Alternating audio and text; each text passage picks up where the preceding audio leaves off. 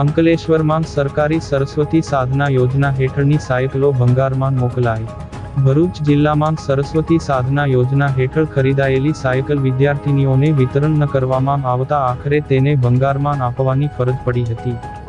અંકલેશ્વરમાં સરસ્વતી સાધના યોજના હેઠળ વર્ષ 2014-15 માં વિદ્યાર્થીઓને વિતરણ કરવા માટે સાયકલોની ફાળવણી કરવામાં આવી હતી, પરંતુ 9 વર્ષ થવા છતાં તંત્રના અધિકારીઓ પાસે સાયકલ વિતરણ કરવાનો સમય ન હોય આખરે તેની હરાજી કરી અને તેને ભંગારમાં મોકલી દેવામાં આવી છે। આ અંગે કોંગ્રેસ દ્વારા સરકાર પર પ્રહાર કરવામાં આવ્યા હતા। યુથ કોંગ્રેસના મહામંત્રી વસીમ ફળવાલાએ જણાવ્યું હતું કે ગરીબ વિદ્યાર્થીઓને સુવિધા મળી રહે તે માટે સરકાર દ્વારા સાયકલ ખરીદવામાં આવી હતી, પરંતુ જે તે સમયે સાયકલનું વિતરણ કરવામાં આવ્યું ન હતું, જેના કારણે આજે આ સાયકલનો જથ્થો ભંગારમાં આપવાની ફરજ પડી છે। ત્યારે આ બાબતે યોગ્ય તપાસ કરવામાં આવે તેવી માંગ તેઓ દ્વારા કરવામાં આવી છે।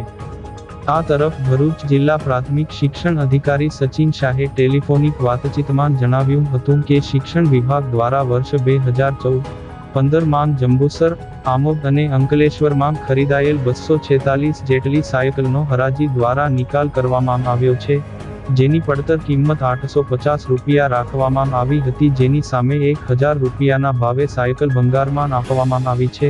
રાજ્ય સરકારની સૂચનાના આધારે આ કામગીરી કરવામાં આવી છે।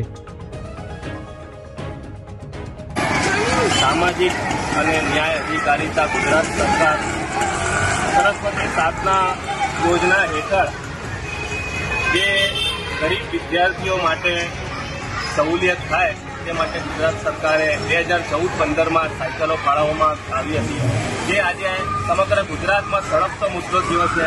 તે અંતર્ગત આજે થોડા દિવસ અગાઉ અહીંયા ગોયા બજારની સ્કૂલ હોય કે MTM સ્કૂલ હોય, વિવિધ જગ્યાઓ પર જે સાયકલો સડી રહી હતી, જે સાયકલો ગરીબ વિદ્યાર્થીઓને આપી દેવામાં આવતી તો તે લોકોને કેટલી સહુલિયત થઈ જતી, પરંતુ એ લોકોના લાભ નહીં થયું અને છેવટે આજે આ ગોયા બજારની સ્કૂલમાંથી એ સાયકલોને ટેન્ડરિંગ મારફતે ભંગારરૂપી થઈ ભંગારમાં અપાઈ છે।